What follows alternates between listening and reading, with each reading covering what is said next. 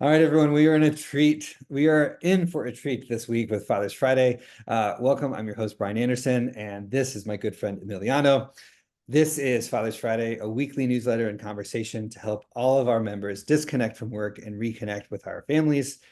Each week, I'll be speaking with members of our Fathering Together community on a host of different topics, but mainly focused on best practices to be our whole selves in all the spaces.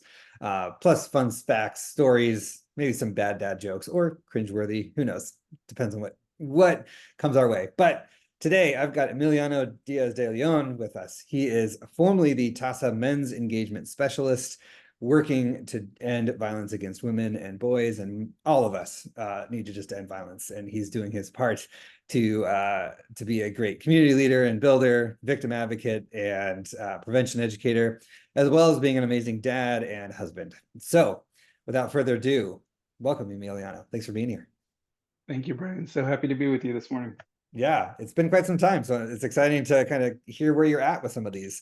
I just listed a lot of titles, but obviously an undercurrent to all of that is being a dad. So I'm just wondering, like, how you weave fatherhood into your work, into your life, and why you do that, why it's important to you. What a great question.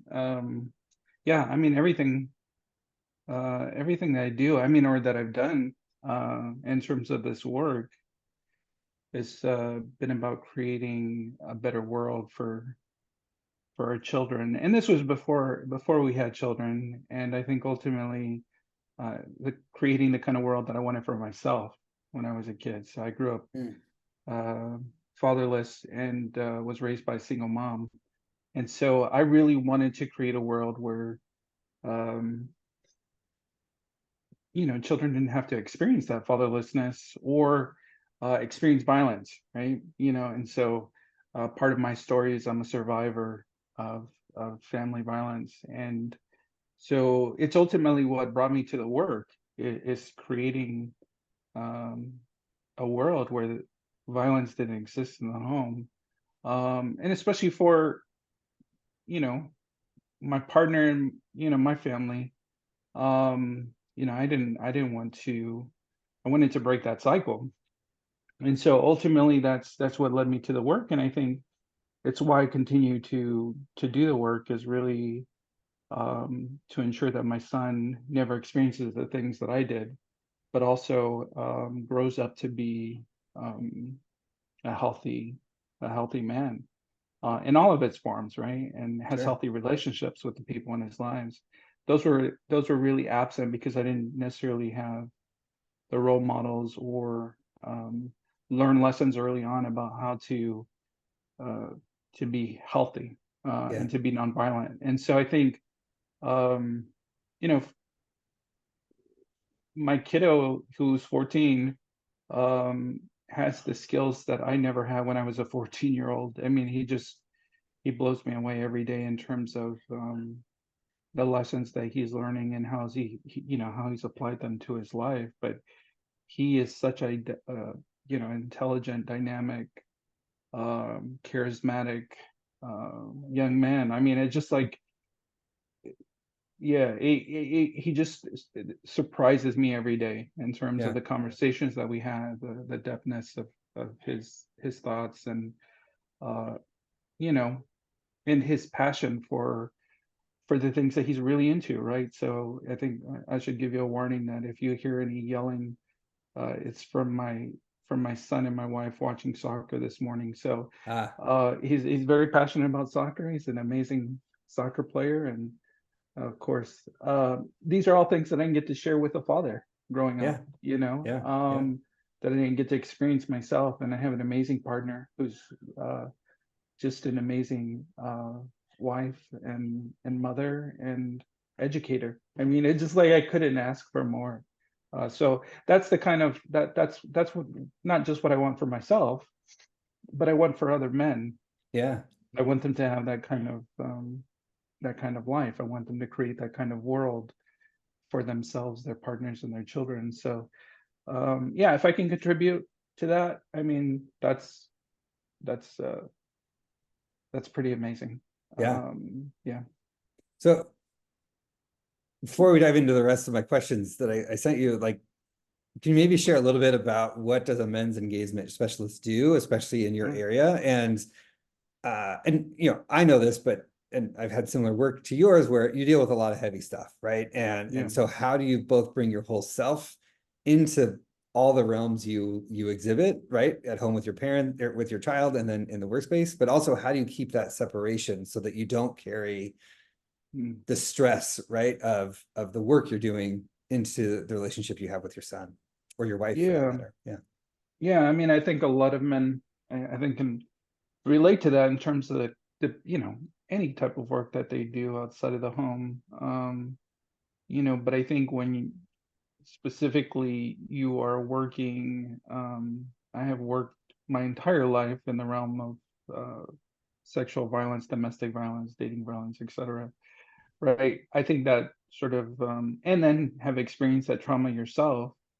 Um, it can be at times, and it has been re-traumatizing for me as a survivor, but it's also been very empowering, right? So I think one of the things that in healing, I talk a lot about this is healing work. So I think um, working with victims and survivors, folks who have experienced some form of gender-based violence, usually at the hands of other men, right?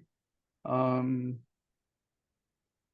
it's hard, right? It's hard work, and I think uh, I no longer work on the front lines of victim advocacy. I support victim advocates, so my Mm. work now is looks very different from when I first started as a victim advocate with children, which was even harder. These were kids like me who were living with and experiencing abuse, and that was hard. And this was before I had children. And so every day, I would just have to, sort of take off that, like let go of those stories that I heard from children every day of all ages. Because the thing is that they reflected my own stories, and so it has always been hard, right? And I think that's for any survivor who does this work. I think that's just the reality of the kinds of things that you're going to encounter. And so I think you have to sometimes harden your heart, and you begin to lose hope in humanity, especially in other men. And so I had to learn how um, to work through those feelings. I didn't have the skills very early on to really um, to unwind or to just let that go Hmm. at Hmm. at the doorstep. And so I was very fortunate, have always been fortunate to have a partner who I could process the things that I was hearing, the things that I was experiencing, um, as well as a really strong support network of, you know, fellow advocates and mentors that provided me with a lot of support and encouragement, and helped me process. And I think that's important for us as men, just to be able, and fathers, to be able to have a solid group of people that we can go to process the things that come up for us, whether they're professional, whether they're personal, right? Like just to be able to have a place where we can process our experiences and our feelings, including therapy, right? And so there's been a lot of um, therapeutic work, a lot of healing work that I've done, um, and so I think that's been key for me. Yeah. Just to be able to heal and to grow as a person, and definitely as a father. I mean, without any of those things, I don't think I would be the man or the father that I am today. Hmm. And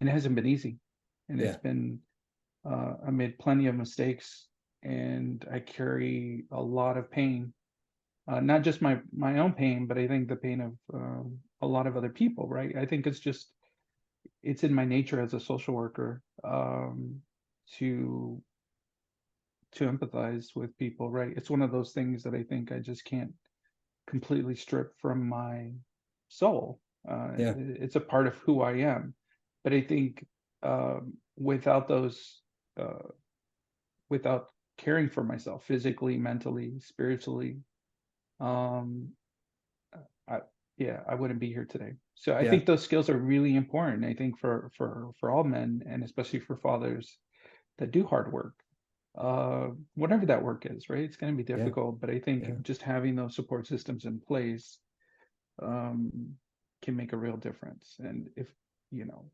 uh, I'm still, you know, figuring things out, right? Yeah. so, Yeah. so I think one of the things we're expected to know, and have all the answers, but I don't. Yeah. And that's okay, And right? That's why you have it's that group. okay. Yeah. And I think that ultimately, this is the journey of fatherhood is really figuring things out and learning from our mistakes. And um, I'm just grateful that my wife and my son are just really patient with me and just Yep. love me unconditionally. So, Yeah. I'm really grateful to them.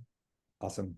How do my daughters are a few years behind your son. We're not in the teen years yet. Mm, But he's clearly, like in the thick of it when it comes to just swimming in the yes. hypermasculinity messages right now. How do you help him know that therapy's okay? Know that all of these things you're doing as an adult are things he can, like you said earlier, he's already, maybe we were recording or not, but he's already leaps ahead of where you were, right? My daughters are leaps Yeah, ahead of where yes. I was. And so Yeah. how do you help him make sense of that? How do you help encouraging that rather than seeing him like backtrack, so to speak?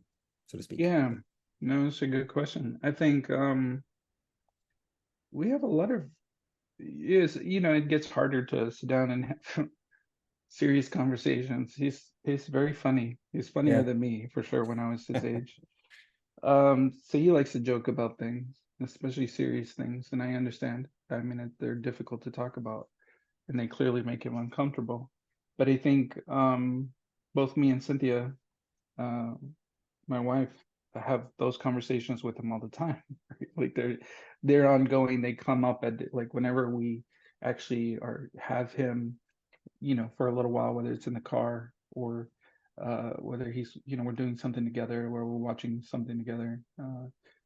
When we have a moment, we'll talk about serious things, right? Things that have come up, or things that are happening in the world, um, and that's important, right? To find that time because he has his own interest. That he spends less time with me now than he did when he was little, right? It's a yeah, reality of having yeah, a teenager. yeah, He doesn't need me as much as he did which is important, right? Like I want yeah, him to be independent and self-sufficient and all the things that he is, but at the same time, I want him to come to me. I wish I had somebody that I could go to when I was his age. yeah, And I want to be that person for him, like anything, big or small. yeah, Um, and so I just remind him of that and try to model and just to be present in his life, as much as he may not want me around or in his whatever he's doing, whether he's hanging out with his friends or whether he's playing online, just to be present. Hey, just checking on you. I just wanted to let you know I'm here yeah, if you need anything. And so I think, it's that's a new reality for us, right? When he wanted to be with me all the time, he wanted to do stuff with me all the time. He wanted to talk to me all the time. He wanted to share things with me all the time. Now there are moments where he will be fully present with us, where he's not on his phone or he's not distracted by something, and really engage in those conversations with us. Part of it is just modeling, right? yeah, The kind of person, the kind of man that I want him to be, and I think that's more invaluable than anything I could say, a yeah, lecture or a conversation. I think it's really modeling, and he sees how I am with Cynthia. He sees yeah, how I am with my coworkers. He sees how I am with my mother, with my siblings. So with neighbors, etc., with strangers. I think those have, I think, much more important lessons for him. He's constantly watching, and he'll throw yeah, stuff in my face, like especially when I misstep, when yeah, I say the wrong thing or do the wrong thing, he'll throw it in my face, and yeah, he's watching, he's yeah, listening, he hears and sees everything that I do, and so I'm hyper aware of that. but he's caught me, dropping the ball. Yeah. And I appreciate that, right? We need to be held accountable even by our children. Yeah. And I think it really reminds me of the power of um, my my presence, right? Yeah. My in his life. And Yeah. um so you know I want to be intentional and thoughtful about how I move around in the world, and how I relate to people, especially my wife and his mother. And because that's the model of relationships that he's going to take into the world, right? Yeah. Yeah. And so, you know maintaining a healthy relationship, a healthy marriage, I think has been really key for me and Cynthia. And we work really hard at it every day. Um, and we want him to see that, right? Because neither one of us had that growing up. Sure. Really, examples or models of healthy relationships or healthy marriages. So it's something I work on Yeah. every day, and Good. and I want to give him. And I really wish I had, because I wouldn't have struggled as much as I have um, in my adult relationships. And I think uh, he's already, like I said, leaps Yeah. beyond, you know, where I was when I was a 14-year-old boy, intellectually, Yeah. uh, just maturity wise, yeah, athletically. It's like all the things, like, Awesome. that we want to pour into our children, especially love. And he loves like no one I've Awesome. ever met. I mean, he's just, yeah, Awesome. such a Well, such a sweet boy. I don't want to cut off Hopefully he your see hopefully yeah. he sees this someday, right? I Hey, will look, make sure dude, to get, yeah, I you will love you, get the bro. link. You're leaps and bounds, man. You're leaps and bounds. We'll make sure he gets the link. I'll Yeah, I text hope it to so. him. Give me his number. I'll text it so he won't ignore it. Well, thank you for all that wisdom. We are running short on time, and I don't want to miss out on whatever incredible dad joke you have. So Oh, before we sign off, it's a good one. yeah, It's a good let's one. hear the dad joke. You ready? This I'm is ready. this is Yeah. this is for this is for Joaquin. Joaquin loves dad jokes. What did the big flower say to the little flower? I don't know what. Hi, bud. I love Hi, it. bud. I Yeah. love it. Puns are like the heart of all dad humor, and that's just beautiful. So, Emiliano, thank you for speaking with me No, thank today you, and catching Brian. up. I appreciate the work that you're doing. All the dads are doing and following together, and I'm just really honored and to be a part of this network. And Yeah, yeah, I look forward to sharing this with all the dads in my life. So yeah, tune in. excellent, my friend. Thank you. Well, thank you. Yes, and thank you all for tuning in to another episode. We'll be back next week with another amazing dad or leader. Not always having dads on these, should say that. But until next week, ruminate on that dad joke and enjoy your weekend with your families. Peace, everyone.